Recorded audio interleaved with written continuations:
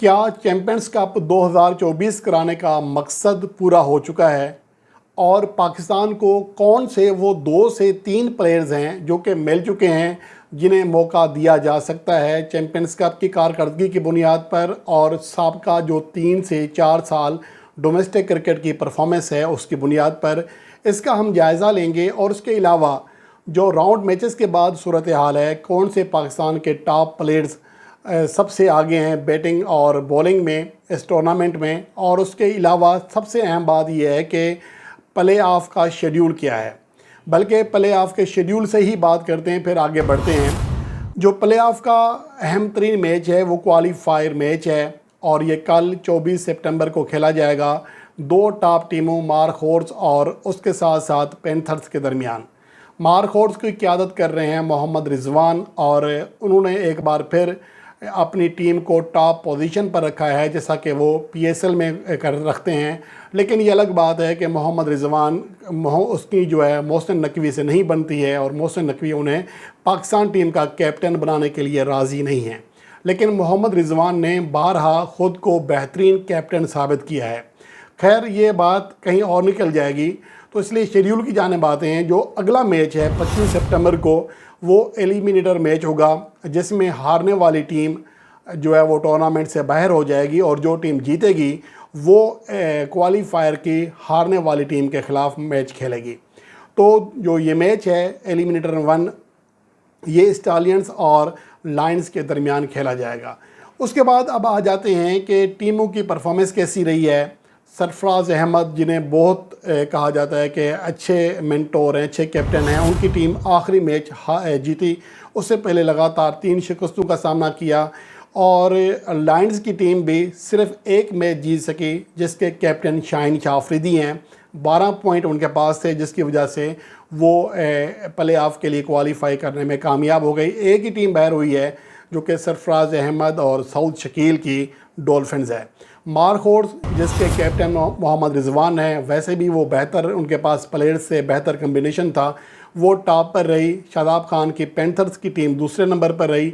दोनों ने 4-4 मैचेस खेले, 3-3 जीते, 1-1 हारा। स्टालियंस ने रिज़ल्ट एंड बराबर दिए, 50-50 दिए, 4 मैचेस खेले, 2 जीते 2 हारे। उसके बाद आ जाते हैं कि पाकिस्तान को कौन से प्लेयर्स मिले हैं। पहले हम बैट्समैनों की बात करते हैं तो टॉप स्कोरर कामरान गुलाम ने बहरहाल सबको मुतासर किया है। जो एक ही प्लेयर हैं जो कि 1 से ज़्यादा सेंचुरियाँ करने में कामयाब रहे, 2 सेंचुरियाँ कर चुके हैं। 4 इनिंग्स में 2 सेंचुरियाँ, 101 का स्ट्राइक रेट, 61 की एवरेज। तो कामरान गुलाम ने एक बार फिर साबित किया है कि उन्हें मौका मिलना चाहिए। उसके बाद बाबर आजम दूसरे नंबर पर हैं। कुछ लोगों को बुरा लगेगा कि बाबर आजम यहाँ भी रन्स कर रहे हैं, हम बाबर आजम की बात नहीं करते। उसके बाद आ जाते हैं तैयब ताहिर जिसने गुज़िश्ता मैच में सेंचुरी स्कोर की और अब तक चैम्पियंस कप में दूसरी इनिंग्स में सेंचुरी करने वाला वाहिद बैटर है। 221 रन कर चुके हैं, 55 उनकी एवरेज है, 88 स्ट्राइक रेट है।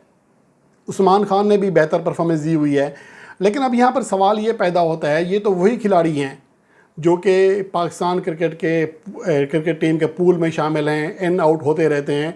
तो नया प्लेयर कौन आया है? कामरान गुलाम भी पाकिस्तान टीम में मौका पा चुके हैं और उसके अलावा आप लिस्ट देख लें, सैम अयूब, इमाम उल हक, खुशदिल शाह, आगा सलमान, हैदर अली, इफ्तिखार अहमद, मोहम्मद रिजवान, इरफान, ये सारे वो प्लेयर्स हैं जो कि पाकिस्तान टीम में ऑलरेडी मौका पा चुके हैं। तो पाकिस्तान को नया प्लेयर कौन सा मिला है? मुझे तो नहीं लगता कि बैटिंग के एतबार से कोई नया। अब्दुल समद ने पहले मैच में कोई अच्छी कारकर्दगी दिखाकर थोड़ी सी एक उम्मीद पैदा की थी, लेकिन बाद में उनकी कारकर्दगी भी उस तरह नहीं रही। तो इसलिए मेरे ख्याल में पाकिस्तान को एक बात की अब यकीन दहानी कर लेना चाहिए कि पाकिस्तान के बैकअप में ज़्यादा प्लेयर्स नहीं हैं। उसके बाद आ जाते हैं जो बाकी बैट्समैन हैं, उनमें फ़खर जमान ने मेरे ख्याल में एक इनिंग्स में तो अच्छी कारकर्दगी दिखाई 82 रन्स के, लेकिन 2 इनिंग्स में नाकाम रहे। लेकिन 2 इनिंग्स की नाकामी के बुनियाद पर यह नहीं कहा जा सकता कि फ़खर जमान फ़ेल हो गए, आगे भी उन्हें मौका मिल रहा है। प्ले ऑफ में हो सकता है कि बड़ी इनिंग्स खेल लें। साहिबजादा फरहान ने बहरहाल मायूस किया, 4 इनिंग्स में सिर्फ 117 रन्स किए, 52 उनकी बेस्ट इनिंग्स रही, 29 की एवरेज, 75 का स्ट्राइक रेट। और ये स्ट्राइक रेट मेरे ख्याल में वनडे क्रिकेट में और वो भी डोमेस्टिक मैचेस में काबिल कबूल शायद नहीं है। उसके बाद आ जाते हैं शान मसूद, 4 इनिंग्स में सिर्फ 102 रन कर सके, 25 की एवरेज, 84 का स्ट्राइक रेट रहा। सऊद शकील की एवरेज भी 25 की रही, 86 का स्ट्राइक रेट रहा। उसके अलावा अब्दुल्ला शफीक जो कि ओपनिंग बैट्समैन हैं, 4 इनिंग्स में 89 रन कर सके, 22 की एवरेज, 71 का स्ट्राइक रेट डोमेस्टिक के लिस्ट ए मैचेस में, जो कि किसी भी तरह अच्छी परफॉर्मेंस नहीं कही जा सकती है। तो ये सूरत हाल रही है। तो आप इससे अंदाज़ा लगा सकते हैं कि पाकिस्तान के जो बैटर्स हैं, जिनसे उम्मीदें थीं, उन पर वो पूरा नहीं उतर सके। मोहम्मद हुरैरा ने 4 इनिंग्स में सिर्फ 86 रन किए, एक भी 50 शामिल नहीं है। 21 की एवरेज, अलबत्ता स्ट्राइक रेट 101 है। स्ट्राइक रेट बेहतर है लेकिन उनकी एवरेज बहुत कम है। मोहम्मद हारिस के साथ भी लगभग वही मसला है, स्टालियंस को लीड कर रहे हैं। 20 की एवरेज है, 115 का स्ट्राइक रेट है।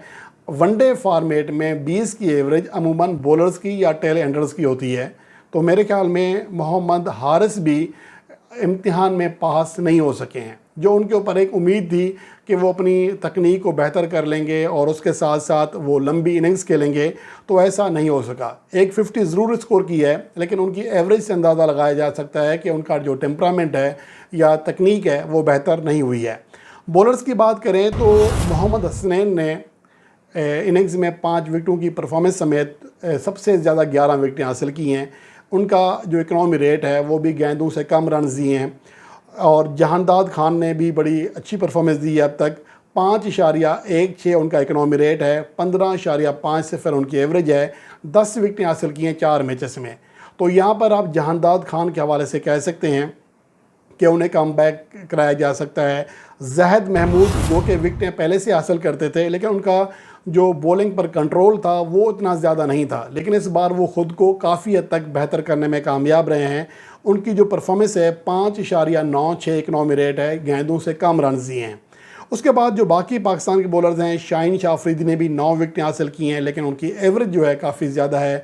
फ़ी विकेट के लिए 29 रन दिए और 6.5 रन फ़ी ओवर से ज़्यादा इकनॉमी रेट से रन दिए। मेहरान मुमताज़ ने किसी हद तक बेहतर परफॉर्मेंस दी है। तो ओवरऑल जो पाकिस्तान को चैम्पियंस कप से चंद प्लेयर्स मिल सकते हैं, उनमें 3 बामुश्किल नाम हैं। बैटिंग में आप कामरान गुलाम को ले सकते हैं, बहुत अच्छी परफॉर्मेंस दी है। और उसके अलावा बॉलर्स में आप जहद महमूद को ले सकते हैं। उनका जो बॉलिंग पर कंट्रोल है, लाइन और लेंथ पर, इस बार वो दिख रहा है। और इससे पहले भी मैंने कहा था कि उसके अंदर विकेटें हासिल करने की सलाहियत मौजूद है, लेकिन मसला ये है कि वो दरमियान में 1 से 2 गेंदें इतनी गंदी फेंकते हैं कि मिडल ऑफ द पिच फेंक देते हैं, जिसकी वजह से बैट्समैन आसानी उठाकर बाहर फेंकता है, कम से कम चौका लगा ही लेता है। तो उसकी वजह से वो प्रेशर बिल्ड नहीं कर पाते, लेकिन इस बार उनकी लाइन और लेंथ काफ़ी बेहतर दिखाई दे रही है। उसके अलावा जहानदाद खान, जो अब तक उसने परफॉर्मेंस दी है, वो खासी मुतासर कौन है। तो ये 3 प्लेयर्स हैं, 2 बॉलर्स हैं और 1 बैटर है, या फिर आप ज़्यादा से ज़्यादा मेहरान मुमताज़ के ऊपर चांस ले सकते हैं। तो ये पाकिस्तान के वो प्लेयर्स हैं जिन्हें आप कह सकते हैं कि राउंड मैचेस में सामने आए हैं, जिनके ऊपर आप कह सकते हैं कि चैम्पियंस कप से इन प्लेयर्स को मौका दिया जा सकता है पाकिस्तान की वाइट बॉल में।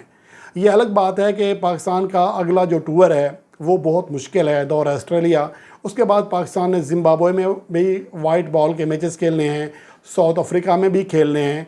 तो इसलिए अगर जिस प्लेयर को मौका दिया जाए तो सिर्फ साउथ ऑस्ट्रेलिया के टूर तक ना महदूद रखा जाए। उन्हें इस बात का यकीन होना चाहिए कि उन्हें कम से कम 3 टूर्स मिल रहे हैं, यानी वो ऑस्ट्रेलिया के लिए अगर मुंतखब हो गए तो जिम्बाब्वे में भी उनको मौका मिलेगा, साउथ अफ्रीका में भी उन्हें मौका मिलेगा। तब जाकर आप बेहतर एक टीम सेट कर सकते हैं या प्लेयर्स को एतमाद दे सकते हैं ताकि वो परफॉर्मेंस दें। लेकिन अगर खिलाड़ियों को ये होगा कि ऑस्ट्रेलिया का एक मुश्किल टूर करके हमें फिर साइड लाइन कर दिया जाएगा, तो मेरे ख्याल में ये फिर उनके साथ नाइंसाफ़ी होगी।